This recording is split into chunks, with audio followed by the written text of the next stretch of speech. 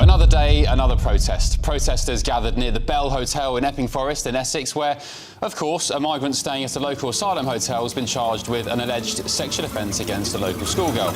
Let's talk about Epping. I'm really interested in your take on this. 6 arrested as police condemn mindless thuggery during latest migrant ho demonstration. Did you guys hear about this? Oh gosh, this is not a joke either. It is a job role for a Sharia law administrator, and it was advertised on a UK, United Kingdom government website. I can't tell the story is hilarious or heartbreaking. I think you'll decide.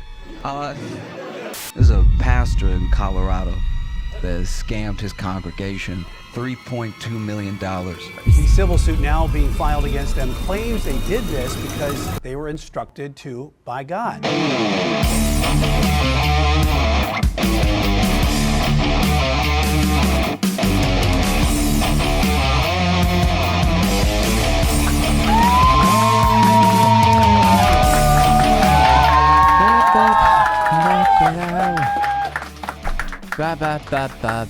Oh, God. I feel like absolute fucking dog eggs, guys. I feel rubbo. Really, really shit. At the moment, I don't know what happened over the weekend. I went to that Aldershot Picnic and Pop Festival.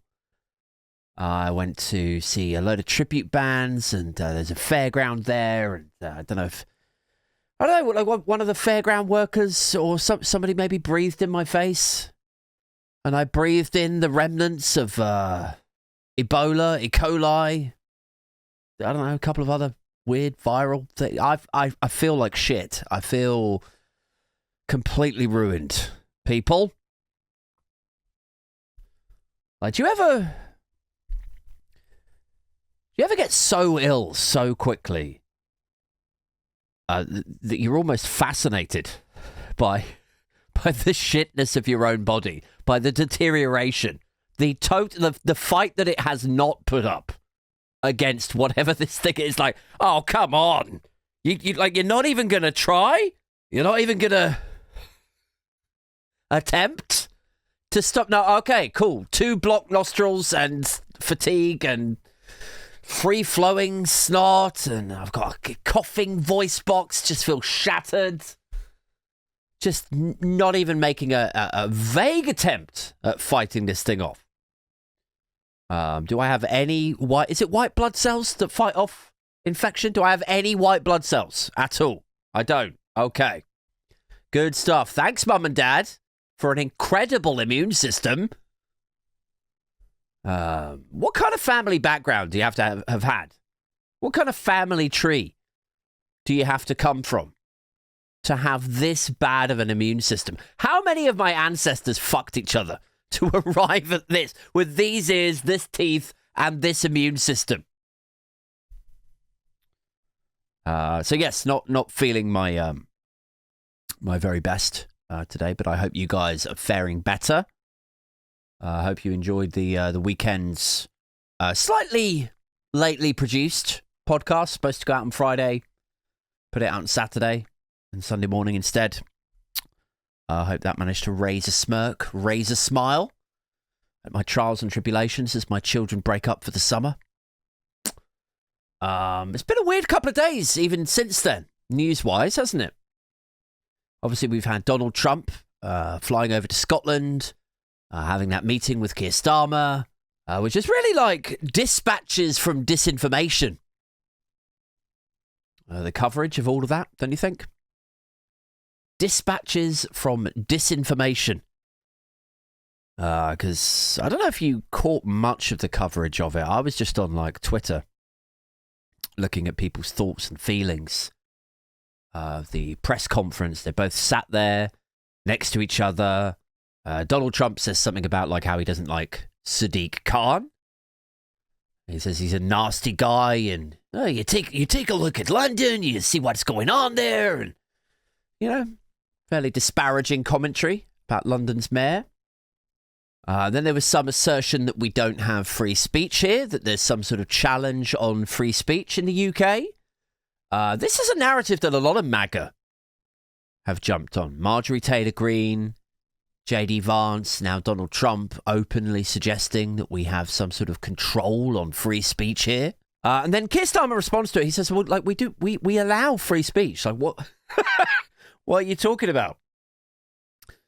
And then most of the Twitterati, the right-wing Twitterati, jump on this, and they're like, oh, so he's just told a barefaced lie to the President of the United States, hasn't he? He's just lied to the world.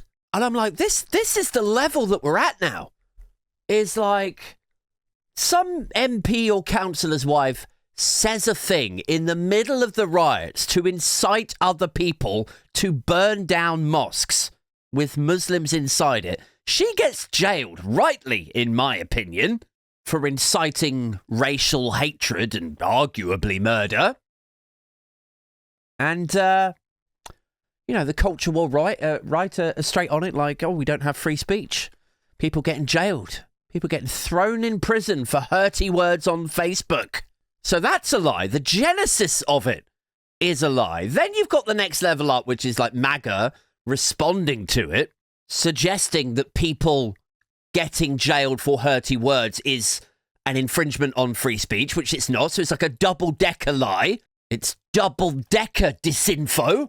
And then to top it all off, when you've got Keir Starmer correcting the record, dragging Donald Trump back into reality, like, yeah, we don't stop people's free speech. Like, you could say generally whatever you like, as long as you're not inciting murder.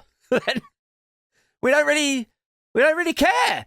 And then off the back of that, then again, all of the right-wing Twitterati are like, oh, he's just told a lie. So it's like a lie about a lie about a lie. I can't keep up with these triple-decker layer cake lies, people.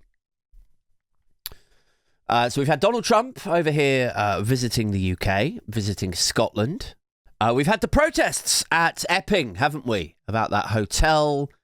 I spoke a bit about that on the paper review. The background to it, the context of it.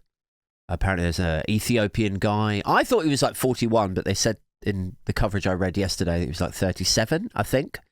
Not that makes a huge difference. But still, correcting the record, keeping things in reality.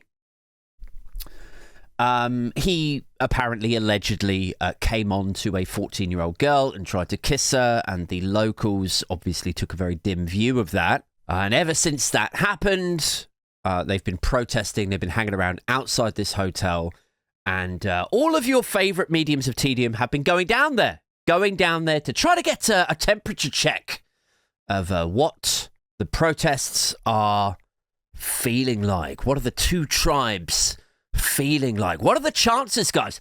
Put your finger up in the air. What are the chances of some riots down here? Anybody want some riots? Because it's the summer holidays now, right? Almost in August. Summer race riots. Tradition is tradition.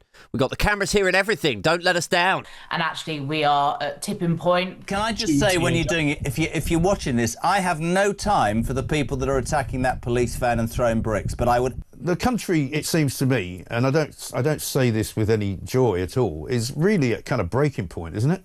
I mean, the UK media, over the last week or 10 days, the UK media have been little more than...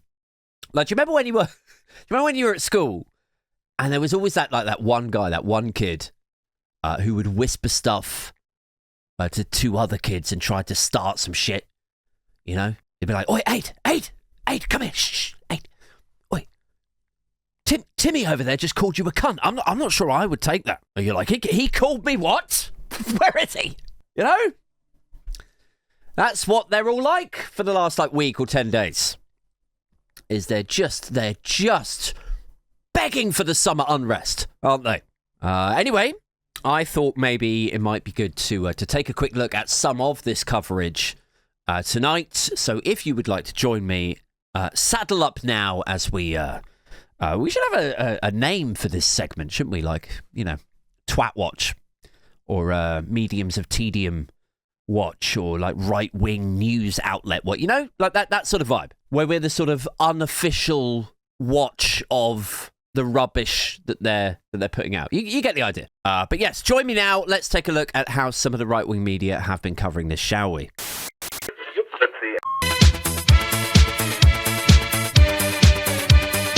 Protesters gathered near the Bell Hotel in Epping Forest in Essex, where, of course, a migrant staying at a local asylum hotel has been charged with an alleged sexual offence against a local schoolgirl. I mean, it feels a bit obvious to point out here that these are the same people who want us to look the other way when the discussion is about Donald Trump definitely being in the Epstein files, right?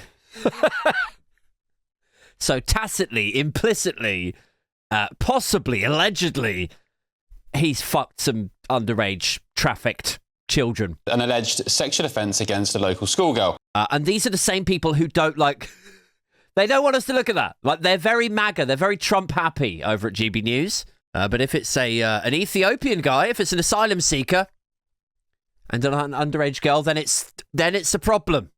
That's what I'm gleaning. An alleged sexual offence against a local schoolgirl. You know, it's a bit like the fruit picker debate, isn't it? We don't need no foreign paedophiles over in Epping. We should have our very own great British nonce burgers. Concerned locals down there today, there they are on your screen, they want the hotel shut down, and they include worried mums and dads who fear for their kids' safety. Right.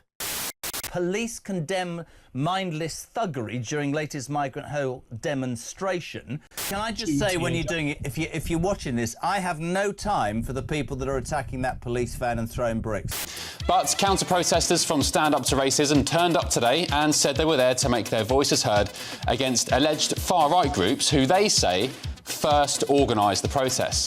Okay. The groups were kept apart today by police and fencers, and this was the scene from the side of the protesters who want the hotel shut down. I thought the choice of flags on display gave the best kind of idea what kind of people frequented which groups. Always with the flags, isn't it? A distinct difference here between the two sides is if you look at the flags, you've got England flags, Union Jacks, you've got ladies in flags draped around them, lots of patriotism, and then on the flip side... I mean, I'm not really sure what point he's trying to make here. Like, they are all wearing flags, and like St George's Cross, Union Jack, just in case you're you're listening to this on Spotify or whatever, and you've forgotten what real patriots look like. But I feel like he's just said a minute ago that these are just concerned parents. And they include worried mums and dads who fear for their kids' safety. They're not there out of nationalism or a far-right ideology or even patriotism. They're just there out of concern for their women and girls, aren't they? So what does the flag have to do with anything?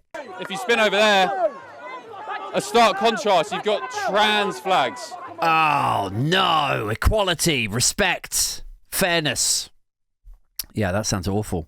Anyway, we then decided to make our way to the counter-protest pen used by Stand Up to Racism. That's where things got a little bit more frosty.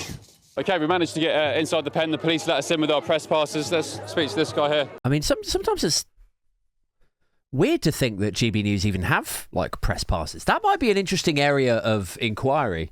It's like, if you get 3, 4, 5 Ofcom investigations into you broadcasting disinformation, damaging, inaccurate or biased political commentary, at what point? Like, do you reach a sort of number of fines from Ofcom and then you are no longer recognised as a sort of press outlet and you can't have press passes? You know, because I would say, like, what is the point of letting them in to the other side to interview people from the other camp with their other flags? What is the point of allowing them in there with their press badges when it's so obvious that they're not going to give them a fair hearing, that they're not there to present a fair and balanced picture of the events that are taking place that day? Do you know what I mean? Excuse me. Hi. I liked your sign. You want a quick chat? What does your sign say, sir? Tear down borders. It says tear down borders. Hi, guys.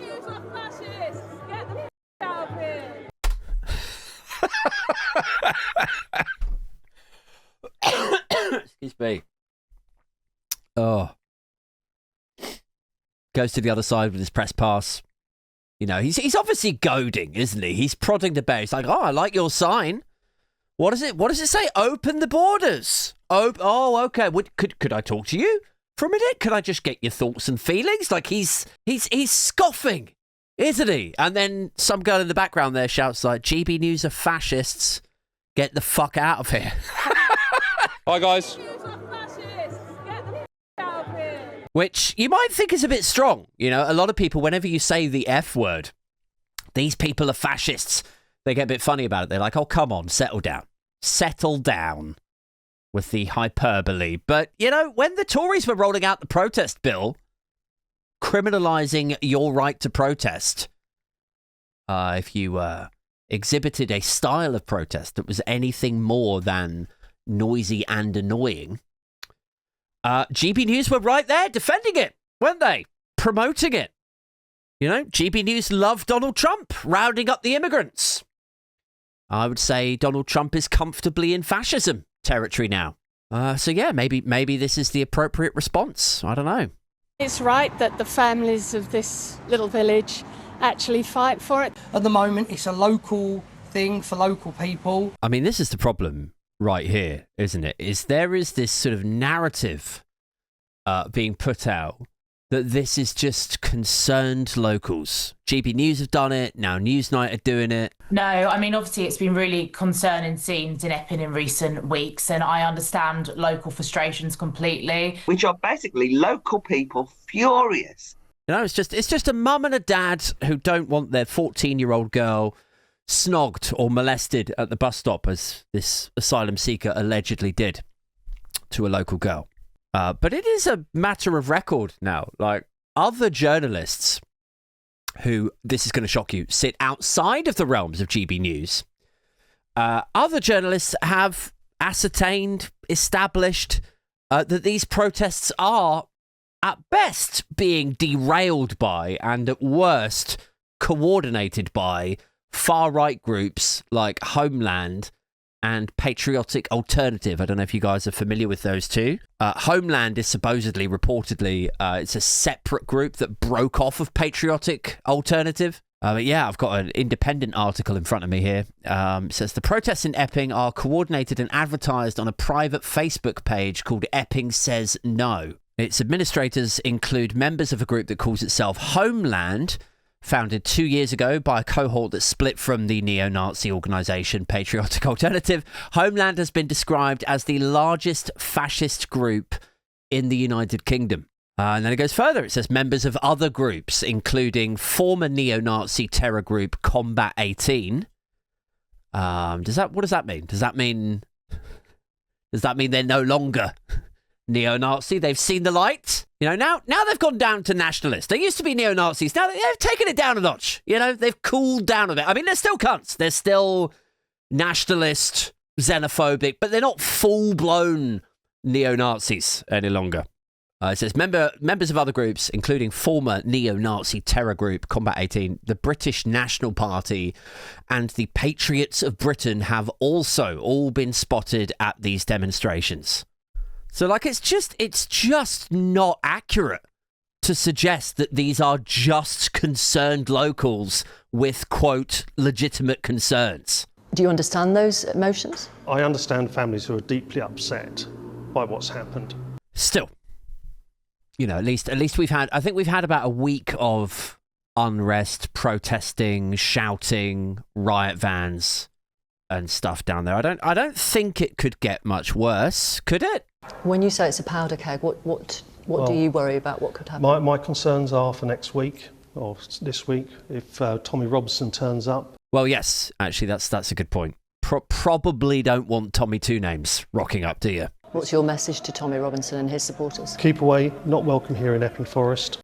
So, I'm sitting here now thinking about Epping, which has been entirely local-led. Worried mums and dads. I understand families who are deeply understand upset. local frustrations. Local people furious. Concerned locals. Concerned locals. Get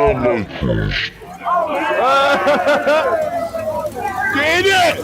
Which has been entirely local-led. And I've had people contacting me to come.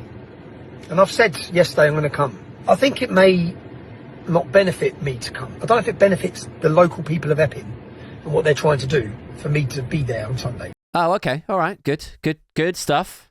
That's quite a mature response, isn't it? for Tommy Robinson to actually sort of hold his hands up and go like, maybe I'm not needed down that way. Maybe it wouldn't be helpful for me to spread my football firm 80s street fighting influence in this most volatile of situations. Maybe he's growing up a little bit. Maybe he's grown out of all of the violence stuff. I don't know. What do you reckon? The far-right activist Tommy Robinson has fled the UK after an alleged assault at London's St Pancras station. The former jailbird was seen on film this morning. Maybe not then. All right, let's just have a quick look at one more clip from GB News, and then we'll move on, shall we? What's this guy saying? Good evening, Michelle. It's raining here in Epping, in Essex, but that's not deterred. Oh man, what is going on with that reverb? Turn the volume down in your ear. It stops the echo, guys. You're supposed to be professional. In Essex, but that's not deterred these. Wait a minute, did he just say that's not the turd? In Essex, but that's not deterred. I mean, Epping in Essex, but that's not the turd. I know, like, yeah, it doesn't look great. It is not the nicest place. I'm going to be real with you, but it's not a turd. It's not total sewage. Mostly because I don't think it's Thames water here. I don't think they dump all their... Okay, let's move on. Protesters from coming out. By my count, a few hundred have arrived at the Bell Hotel today to gather as part of this protest. And they're here because they don't think that migrant hotel should be in the area. Now... I mean, just look at who is marching there. Number one, they're all fighting age males, aren't they? You know, they're either like 19-year-olds in hoodies and trackies, or they're angry middle-aged guys, or there's some other group of men, all draped in St George's flags. And, I mean, look, if I had a cause that I was marching for, that I was protesting for, you know, let's say, for argument's sake, it was something to do with child safety, keeping my kids safe. If that was my cause I was getting behind that day, that afternoon, and then as I was marching down the road, I sort of stopped and I looked around, and every single one of the other marchers was also a mid-40s angry white man. And if we were all like draped in St George's Cross flags, even though it had seemingly nothing to do with child safety, if my cohorts and colleagues and fellow cretins marching along with me had banners like Patriotic Alternative and deport all of the immigrants, or like no more asylum, or whatever, if that was who I was marching with, I think if it was me and I wasn't a racist, if I wasn't a fascist, I think that would give me pause. I think I would stop. I'd be like, hang on a second. Hang on, have I become a fascist by accident? Now, there has been a lot of concern raised by some reporting that has been saying that the far right are involved in this protest or even organising it. Again, it's not just concern, it's not just reporting, this is a matter of fact. This is what real journalists do, GB News, is they uncover internet social groups on Telegram, on Facebook. They see where these things are being promoted from and by whom. It is a matter of fact, of record, that Patriotic Alternative and Homeland and representatives thereof have been pictured riling up the crowds at this protest. But I have to say, I've been here for 4 hours. I've not met any fascists or neo-Nazis. Like, I love the logic. He's just, you know, he's a white guy. He's a white guy in his 30s, I guess. I've not met any fascists. Stood there with a GB News logo round his microphone. Like, you know, nobody seemed like a violent fucking fascist to me. Or even any sort of racist whatsoever. These are local people. It's like, well, no, of course not.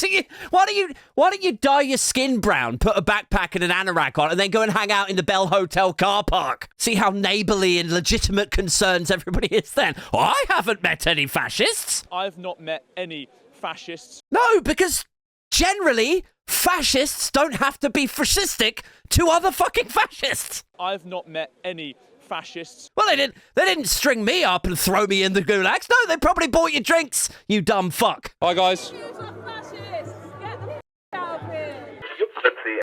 Concerned about the arrival of unvetted men, some 140 according to local reports, into their area. I mean, I know that car horn beeping is supposed to be. It's like a, person driving by who agrees with the protest, like somebody's holding up a thing that says honk if you think we should send the asylum seekers back. Like, I know that's what it's supposed to be. But I've got to say, I really love the idea that that driver is actually just somebody like me that's just like, oh my God, this country is fucked. I can't take it anymore. Bang! Just slumped on his own steering wheel. That's what I like to imagine that is, Gives me a bit more faith, a bit more hope in the country. Shall we move on? Let's not spend the whole episode talking about this nonsense. Let's move on, guys. So, another story I wanted to talk about tonight, while we're on the subject of disinformation, the far right, reform MPs, narratives getting woven, I'm sure it wouldn't have escaped your attention the other day that the latest right-wing moral panic erupted or flared up on social media at the visage of a new job being advertised, seemingly on the Department for Work and Pensions website. It is a job role for a Sharia law administrator, and it was advertised on a UK, United Kingdom government website. Also, people like Leanderthal, Nigel Farage, Zia Yusuf, Ben Habib, all of the usual cast, the ensemble cast of every recent pearl-clutching fantasy nightmare that we've been greeted with from, what's the ones that we've gone through so far? Two-tier policing, all of the rich are leaving, debanking, kid farming. Actually, kid farming was ours, wasn't it? We made up kid farming. Well, this one was raised in conversation by the Reform lot the other night. Check it out. It says Sharia law administrator. It's being advertised on the Find a Job website. The Daily Mail, of course, jumps straight on this with the headline, job advert for 23 grand a year, Sharia law administrator. This is slightly later, is deleted after furious backlash. So here we got Leanderthal. This'll stop the boats. Starmer's Britain, giving it away day by day. Sharia law administrator, Manchester Community Centre.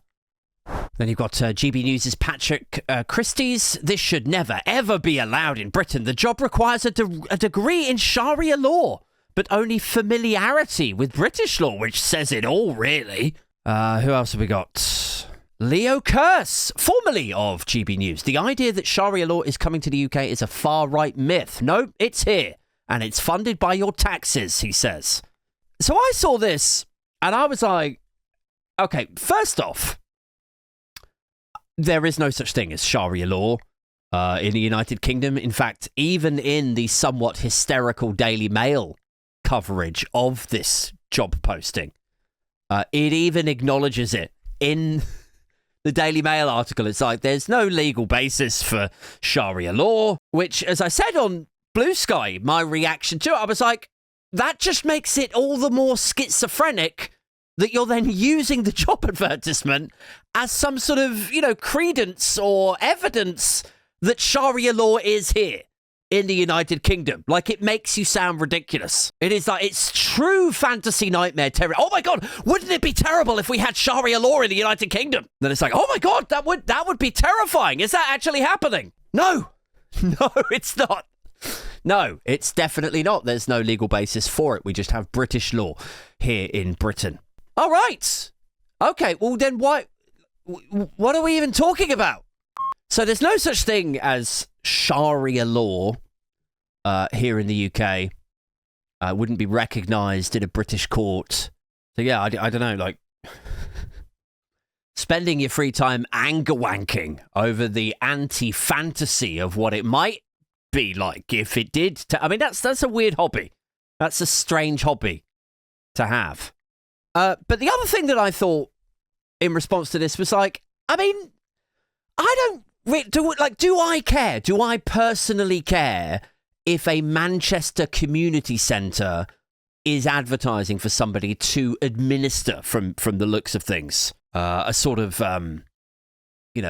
makeshift pretend Sharia court or Sharia court-like process. Does that bother me? And I came away thinking, like, from the loose amount of research that I did on it and on the community centre, I came away thinking, like, that doesn't really bother me at all. Like, if you want to set yourself up a fake court, and you as a not-for-profit, like this is run by a veritable charity, if you want to piss away £23,500, was it? Hiring an administrator to help you with your pretend fantasy court, like that's up to you. It's sort of a free market, isn't it? It's not something I would do, I think, if I was running a charity, but, you know, you can't, it's not the state's business to step in and tell people what they can and can't use their money for when they're running a business or a charity, I wouldn't have thought. I mean, unless you're really on the hooky, you know, using charity funds to fund your lifestyle, champagne and, you know, top tier, first tier, platinum tier hotel rooms or whatever. But there's no suggestion that that is what is happening here. It seems to me that they're just running a sort of fake court. And there's probably an element of, you know, community outreach, like for Muslim communities, Muslim families who might perhaps be a little bit more familiar with the way that things worked, quote, back home. You know, maybe there's a case to be made for this. I don't know. Frankly, it's none of my business, and I don't personally believe that Sharia law is taking over the United Kingdom or replacing the UK's court system. So fuck it. Like, honestly, I could not give a fuck less. But somebody started their own court aid. Somebody started their own fake court. Don't you care? I couldn't give two shits if I grew another arsehole. Guys. But then I did a bit more digging. And I found that some of the people who were defending the job advert, quite rightly, were pointing out that this is just a website. This isn't the Department of Work and Pensions. This isn't the legal system advertising for this. It's literally just a job board. Anyone can post a job on there. I have just posted, look, watch this, look. Here I am on the Find a Job website, advertising for a company called Your Dad's Balls. What do they sell? What do they do? What's the service that they provide? I don't know. Fucking hotel rooms to refugees, and maybe I'll staff a literal kangaroo court to prosecute former prime ministers and ban them from Putney. You could put anything on there.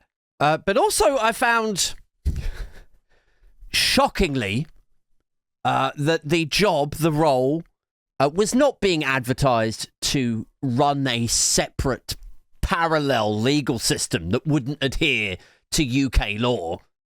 Instead, I found this quote from the mosque, from the local Muslim community who were trying to run the role within a sort of community centre kind of setup. Check this out. It says, in a statement, the Didsbury Mosque said individuals of the far right had maliciously misinformed the public to incite hate and for political gain or out of ignorance following the publication of the ad by the Manchester Islamic Centre. Okay. They said the MIC advertised the role within its religious service and that it was not a government-funded post.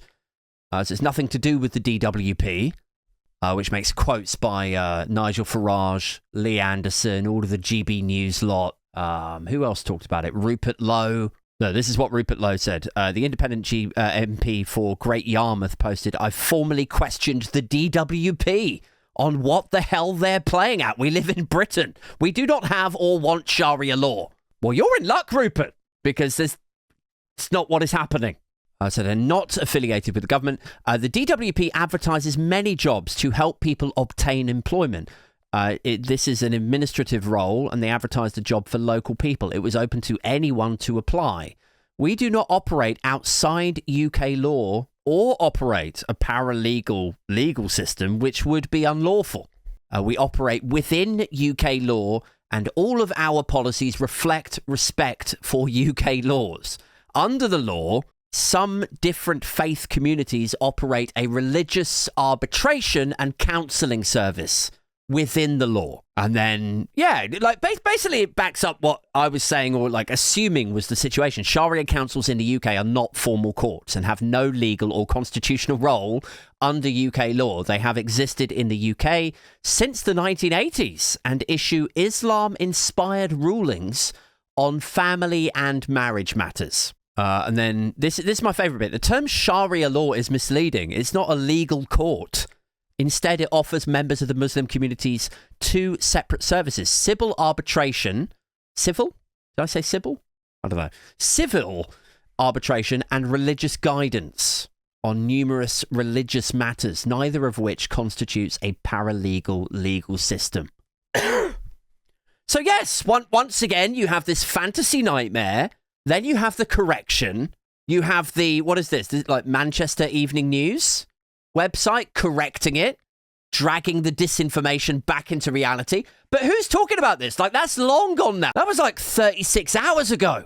That's long gone. The narrative is out there. It's been perpetuated and absorbed. The idea that people are secretly trying to implement Sharia law in the UK is done. It's settled, cemented.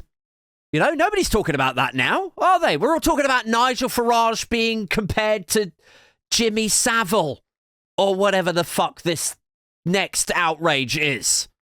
Isn't it? It's fantasy nightmare. Quick, give it water, give it light, let it flourish, let it blow up. And then by the time the correction happens, we're on to the next thing.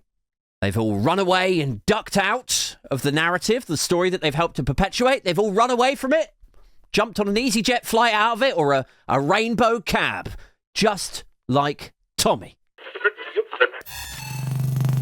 So yeah, guys, what have we had? We've had Donald Trump flying over, celebrity international super pedophile, allegedly, probably. Him over humiliating Keir Starmer, lies about free speech in Britain going down the toilet, lies about refugees and asylum seekers having a higher propensity to commit sexual offences. Did I talk? I don't think I talked about that tonight, did I? Matt Goodwin put out a tweet the other day. It was unintentionally hilarious. He said 40%, according to his statistics, 40% of all sexual offences in London are committed by foreign nationals. That's what he said, 40%. And I went away, I did a little bit of digging, and I found out that in a fantastically cosmopolitan city like London, you can expect the rate of foreign-born people in London to sit at around 40%. So it's like unintentionally hilarious because what he's trying to weave this narrative that, you know, foreigners, immigrants, whatever, are more likely to become sexual predators or rapists or whatever. That's what he's implicitly suggesting. But actually, we know from the stats that if 40% of London was born overseas and now live in London, and 40% of the sexual offences come from foreign-born nationals, all that we're saying is that foreign-born nationals are just as likely to commit those offences as good old Great British sexual predators, guys. So that was fun. We've had, to date, peaceful protests in Epping. You know, we'll see how that turns out. The weather's cooled down a bit now, so maybe we've got that on our side. Also, you know, we should take solace and strength in the fact that GB News encountered absolutely zero fascists while they were there. So that sounds encouraging also. We've managed to put to bed the latest fantasy nightmare that Sharia law is taking over Britain, taking over British courts. So it is. I mean, I personally would have thought that Farage and co would have been perversely excited by that. I mean, they spend so much of their time shouting and screaming to anybody who will listen, anyone that will pitch up at their press conferences, which is basically 95% of the UK media. They tell anyone and everyone that Britain is lawless, that London is lawless. There's a crime epidemic. I mean, I would have thought Sharia or not, they would be somewhat relieved. They'd be like, oh my God, there's actually a court of some description that's going to look into some shit. You know, it's all about democracy, isn't it? When you think about it. You know, it's not about being a fascist and demanding everything that you want has to be the case, has to be the status quo. It's my way or nothing. It's not about that. It's, you know, would you accept 40% of what you want if it meant like 60% is not? So it's not a perfect solution, but you do get a court night. That was the other Sorry, I know I keep talking about fantasy nightmares tonight. That was the other fantasy nightmare that made me smile this week, was that after these big press conferences, after these interviews to do with lawless Britain and the crime epidemic... If people are scared to go out of the shops, scared to let their kids out... Like, didn't we said on the podcast a couple of weeks ago when all of that stuff started, when it all properly kicked off, we said that it was going to be, in fact, even further back. Do you remember the tube graffiti content? Do you remember the tube graffiti stuff that I said? I was like, I can just see that this is going to be a sort of wider narrative about how Labour have lost control of the streets and it's lawless Britain. And I was fucking bang on again, wasn't I? Tell me I was wrong. And then didn't I say, like, a couple of weeks ago, I was like, you know, we will probably find out in a week or two, or 10 days' time, somebody will pull some stats. I remember fucking saying this. Somebody will pull some stats and it will show that there is no crime epidemic. Just like there were no Brexit benefits, just like there was no such thing as debanking. The whole thing is always fucking bollocks. VAT on private schools is going to cause a big schools exodus. The state schools won't be able to cope. Middle-class aspiring parents won't be able to afford it. You're ruining their lives. It's a punishment on aspiration. All of these things are rubbish. And now this crime epidemic thing becomes the latest one. As I think I mentioned this earlier on the paper review, but just for the benefit of those of you who tune into the podcast, but perhaps do miss the paper reviews, Fraser Nelson of The Times published some crime figures yesterday off the back of Farage's latest crime epidemic lawless Britain press conference. And he basically, uncharacteristically for the right-wing press, held Reform to account. He was like, it is self-evident here, guys, that crime is not exploding. It's not out of control. In fact, violent crime has gone down year on year, again and again, for about 15 years now. And it's like, I appreciate it. I appreciate seeing, like, it feels validating. I feel validated when I predict something or I can see that something is false and I say it on record, on the mic, on the podcast to you guys, and then it turns out that I was fucking bang on. Like, it's nice. It makes me feel good. But oh my God, I just wish that it would happen just fucking 2,000 more times. Like, how come? Why is this the anomaly? Like, why is it that every time he calls a big press conference about debanking, about the rich leaving, about lawless Britain, when he changes the subject from Brexit because he doesn't want to talk about Brexit, when he talks about trashing net zero or getting the oil out of the North Sea, all of these promises, commitments, or these fear-mongering stories, why, oh why, is it down to part-time satirist cretins with YouTube channels to hold it up and go like, look, he's lying again. He's lying. This latest campaign, this is also bullshit. So we are in a real mess. So yeah, God. Going off on a right rant there, aren't I? Have we got time? We've got time. Hooray, guys. We've got time for a weird news story. Stick with me.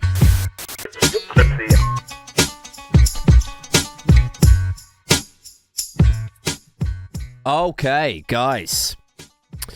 Here is a story that I found on the Independent, people. Take a look at this shit. This is pure Americana. Let's get into it. Pastor and wife charged with $1 million fraud after God told him to sell crypto to his flock, and then he spent it on vacations. I can't tell the story is hilarious or heartbreaking. I think you'll decide. New at 4, a Colorado pastor has admitted he and his wife carried out an online cryptocurrency exchange that stole more than $1 million from his Christian followers. There's a pastor in Colorado that scammed his congregation. The civil suit now being filed against them claims they did this because they were instructed to by God. I mean, God moves in mysterious ways, right? If he speaks to you, he with a capital H, if the Lord comes to you in a dream and speaks to you and demands that you force your entire flock, your congregation, to jump into the crypto space ill-advisedly with little to no financial regulations, I mean, who are we to argue? Who are we to overrule or to judge? God. You know, the courts can't overrule God and what God tells this gentleman, this good, very, very good pastor, this good gentleman, to do. I mean, especially since the separation of church and state, right? Courts aren't religious. Courts can't get involved in what the Lord, our God, tells us to do, or tells this man to do. And maybe if it was a Sharia court, you'd be a little bit closer. Anyway, let's get into it. It says, Eligio, Eli Regaldo, and Caitlin Regaldo facing a 40-count indictment related to their cryptocurrency index coin. Right. Their own coin, then, is it?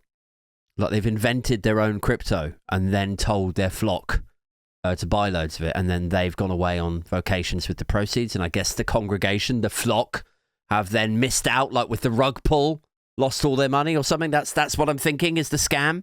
It says, a Denver pastor and his wife have been accused of running a cryptocurrency scam and using the proceeds to pay for a home renovation and vacations. Okay, no expense spared. I mean, God would want you to have a nice house, I think.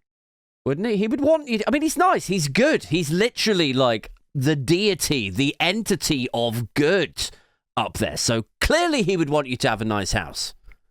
You know, imagine if God didn't want you to have a nice house. Imagine if he was just like really good about everything else, like forgave everyone, even Hitler, if Hitler went to confession. Forgives anyone for anything as long as they confess. He spreads understanding and love throughout the world, throughout the universe. Does God. He's so, so good. But then imagine you get up to the afterlife and you're like, I like my cabin. I like my log cabin over there. But do you mind if I get a home reno? Can I just renovate? No. You'd be like, God is actually, he's a bit of an arsehole. I wasn't expecting that. Your friends would be like, why did he say no to you? He really said no. Like, we've all had renovations. Like, what did you do? Well, I punched a guy in St. Pancras Station and ran off. I left him for dead. The other angels would be like, well, that's I'm not saying you're totally evil. You know, I'm sure your heart's in the right place. But that's, I mean, you were no angel that day, Tommy. It says, Eli Regalado and Caitlin Regalado were indicted on 40 counts of theft, securities fraud, and racketeering. The Denver District Attorney's Office said last week. Prosecutors say the Regalados solicited $3.4 million from investors who were looking to buy their cryptocurrency index coin, but only a small amount of the proceeds went to the business venture. Instead, the Regalados are accused of spending at least $1.3 million of those proceeds on personal expenses, including a home reno that they said the Lord told them to do. I mean, this is one of those things where it's like, there's no such thing as satire anymore. Or like, you try and take the piss. You're like, oh, I'm sure God told him, God moves in mysterious. Here I am taking the piss. That is literally what the court is hearing. It says the couple is also accused of spending it on airline tickets, motel rooms, presumably not the Bell in Epping, Essex, and high-end retail merchandise, among other personal expenses. The cryptocurrency has zero value, and all of the investors lost all of their money, prosecutors said. Like, I really feel like we're at that point now with crypto and crypto scams and stories about the Paul brothers and Donald Trump's coin and Melania coin. Like, if you jumped onto a crypto investment program like 2 or 3 years ago and you lost £10,000 or, all of your money or like whatever.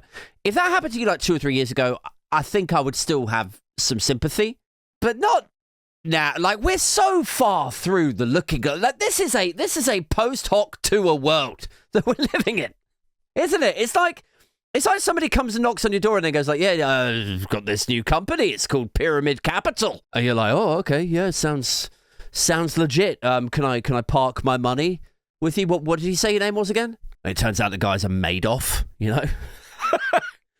It's like, you should know. Like, I think we need to get to a point in society, civilization, socially, politically, where if you have $50,000 in the bank, but if concurrently you are so politically and journalistically unaware, even now, in midway through 2025, you're so unaware that you can still be hooked in and looted for your life savings by a pastor who's telling you to invest in his and his wife's crypto coin. I think if you're that stupid, I actually think it's like a dividend for the economy. I feel like you're supposed to lose that money. The economy's supposed to, these two take it, they're conduits. It ends up in the airline companies and the motel companies. But you, as a temporary moronic custodian of that $50,000, you were never supposed to have that money. Then it says, the couple maintains Index Coin is not a security, which is a tradable or sellable financial asset, and therefore it didn't require licensing or registration. Oh, here we go. Instead, they say it's a utility coin, which is tradable for products or services to give people access to online faith-based communities. Right, okay. It's not a tradable or sellable financial asset, they say, even though you sold it to them. And then you traded it for cash, and then you traded the cash for the motel rooms, the flights, the luxury goods, right? I mean, as defenses go, it's not... it's not that good, is it? It's not like what you could afford 14 days at the Four Seasons in Barbados, but you couldn't afford a good lawyer? What the fuck? And this is the guy, is it? This is the guy. What did I say his name? Eli was something, right? I mean, the wild thing about this is, President Trump has been all over crypto, hasn't he? He got an absolute shit ton of money from the crypto community. And he signed a bill about 3 weeks ago. And he's issuing pardons for people who were convicted of crypto fraud. His legislators are laying out this sort of legal roadmap so that big corporations can issue their own, uninsured stable coins. Trump's got his own coins, right? So Trump is trying to make the US the sort of crypto capital of the world. This new crypto gold rush period. And a lot of the concerns around those movements have been voiced very articulately by the Voidzilla YouTube channel. Go and check him out. He doesn't need my recommendation. I think he's got 4 million subscribers or whatever. But he talks a lot about these scams, and he has this whole merch line basically saying crime is legal now. Nobody gives a fuck. Even the president of the United States is getting in on it. And here's the wild thing about this is now we've got Americana, weird news stories like this. News stories that we should just laugh at, shouldn't we? We should just look at this guy and go oh my God, what a loser. What an obvious scam. How could people be so stupid? But, I mean, there's nothing to say that next week, the week after, Trump might write a pardon for fucking this guy. I mean, you think that I'm joking? Right? There is a line of thought out there being actively explored. There is a realistic possibility that the Republican-dominated, Republican-majority Supreme Court might write a pardon or overturn Ghislaine Maxwell's conviction. That is how much crime is legal. Is you've got a convicted fraudster is the president of the United States. We all know that. But now to dig himself out of further legal problems, further legal entanglements and embarrassments, there is a, 50-50 chance that we might actually see the only person convicted of the entire Epstein apparatus, spy, honey trap operation. We might see that one person that was convicted overturned and set free. So, I mean, in the context of things, in the grand scheme of things, if you're going to set free people traffickers and overturn 20-year sentences for molesting kids on a fucking tropical island, I mean, are you seriously telling me that the Republican Party, that the Trump administration would draw the line at a harmless bit of crypto fraud? Do you think Is that a step too far for them, do you think? That's when the morals really start to kick in. It says, the couple were arrested earlier this month, but both are now out on a $100,000 property bond. Wonder how they paid for that. The judge ordered that they will have intensive pre-trial supervision and must turn over their travel documents. The Regalados did not have attorneys. Right. Shocker. And told the courts that they don't qualify for public defenders. Next court hearing is set for September the 11th. Seems like, yeah. I mean, you don't have an attorney, don't have legal representation, and they've assigned you. They've given you September the 11th. I've got a good feeling about this, guys. I think seems like God is telling you that you're on for a winner here. I think you'll get off on all charges.